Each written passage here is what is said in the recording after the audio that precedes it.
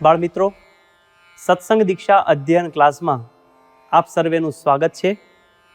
આજના આ ક્લાસમાં આપણે શ્લોક નંબર 21 અને શ્લોક નંબર 22નો અભ્યાસ કરીશું. સૌ પ્રથમ શ્લોક નંબર 21ની પહેલી કડીનું હું અહીંથી ગાન કરીશ. બરાબર ધ્યાનથી સાંભળજો.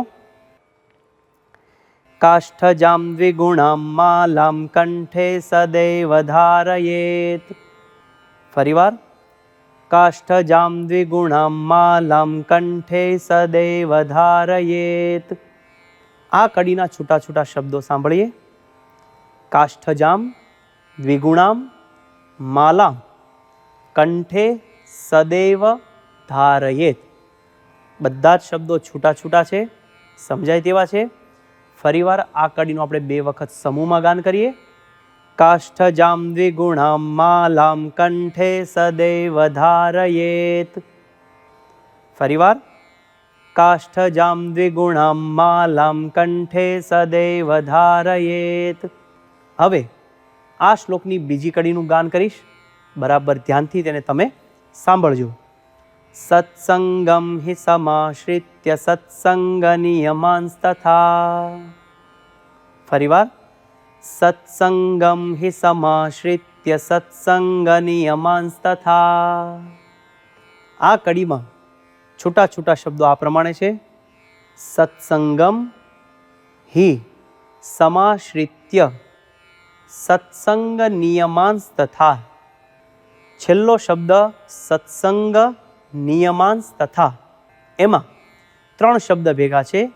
સત્સંગ, નિયમાન અને તથા. 3 શબ્દો ભેગા થઈને બોલાય છે સત્સંગ નિયમાંસ્તથા. તો આખી કડીનું આપણે 2 વખત સમૂહમાં ગાન કરીએ. સત્સંગમ હિ સમાશ્રિત્ય સત્સંગ નિયમાંસ્તથા. ફરીવાર. સત્સંગમ હિ સમાશ્રિત્ય સત્સંગ નિયમાંસ્તથા. હવે આખા શ્લોકનું સમૂહમાં 2 વખત ગાન કરીએ. કાષ્ઠજામ દ્વિગુણામ માલામ કંઠે સદૈવ ધારયેત. સત્સંગમ હિ સમાશ્રિત્ય સત્સંગ નિયમાંસ્તથા. ફરી વખત આ શ્લોક. કાષ્ઠજામ દ્વિગુણામ માલામ કંઠે સદૈવ ધારયેત. સત્સંગમ હિ સમાશ્રિત્ય સત્સંગ નિયમાંસ્તથા. આ શ્લોકનો ગુજરાતી અર્થ આ પ્રમાણે છે. સત્સંગનો આશરો કરી સદાય કંઠને વિશે કાષ્ઠની બેવડી માળા ધારણ કરવી તથા સત્સંગના નિયમો ધારણ કરવા. તો બાળમિત્રો, શ્લોક નંબર 21નું આ પ્રમાણે ગાન કરીને મુખપાઠ કરીએ અને હવે શ્લોક નંબર 22 પર જઈએ. સૌ પ્રથમ 22મા શ્લોકની પહેલી કડીનું અહીંથી હું ગાન કરીશ. તેને બરાબર તમે ધ્યાનથી સાંભળજો. ગુરુમ બ્રહ્મ સ્વરૂપમ તુ વિના ન સંભવેદ ભવે. ફરીવાર. ગુરુમ બ્રહ્મ સ્વરૂપમ તુ વિના ન સંભવેદ ભવે. આ કડીના છૂટા છૂટા શબ્દો જોઈએ. ગુરુમ બ્રહ્મ સ્વરૂપમ તુ વિના ન સંભવેદ ભવે. એક શબ્દ છે બ્રહ્મ સ્વરૂપમ, એમાં 2 શબ્દ છે બ્રહ્મ સ્વરૂપમ, એટલે કે આપણા ગુરુ બ્રહ્મ સ્વરૂપ. આખી કડીનો આપણે 2 વખત સમૂહમાં ગાન કરીએ. ગુરુમ બ્રહ્મ સ્વરૂપમ તુ વિના ન સંભવેદ ભવે. ફરીવાર. ગુરુમ બ્રહ્મ સ્વરૂપમ તુ વિના ન સંભવેદ ભવે. હવે બીજી કડીને હું અહીંથી ગાઈશ. બરાબર તેનું શ્રવણ કરજો. તત્વતો બ્રહ્મ વિદ્યાયાઃ સાક્ષાત્કારો હિ જીવને. ફરીવાર.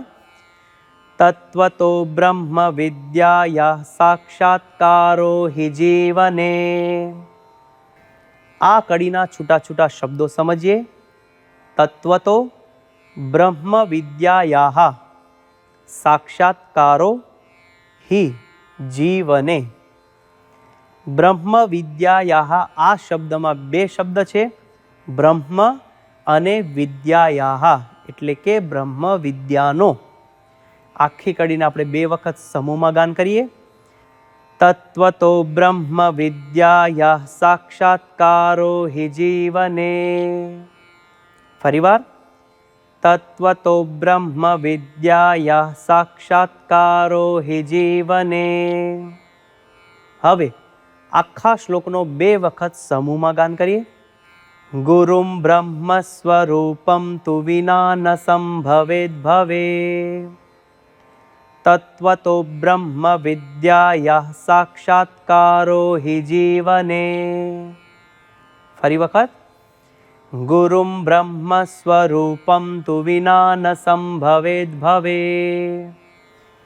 તત્વતો બ્રહ્મ વિદ્યાયાહ સાક્ષાત્કારો હિ જીવને. આ શ્લોકનો ગુજરાતી અર્થ આ પ્રમાણે છે. આ સંસારમાં બ્રહ્મ સ્વરૂપ ગુરુ વિના જીવનમાં બ્રહ્મ વિદ્યાનો તત્વે કરીને સાક્ષાત્કાર ન થઈ શકે. તો બાળમિત્રો, શ્લોક નંબર 21 અને 22નું આ પ્રમાણે ગાન કરી મુખપાઠ કરી મિશન રાજીપો લેવા તત્પર થઈએ. આવતા ક્લાસ સુધી સર્વને જય સ્વામિનારાયણ.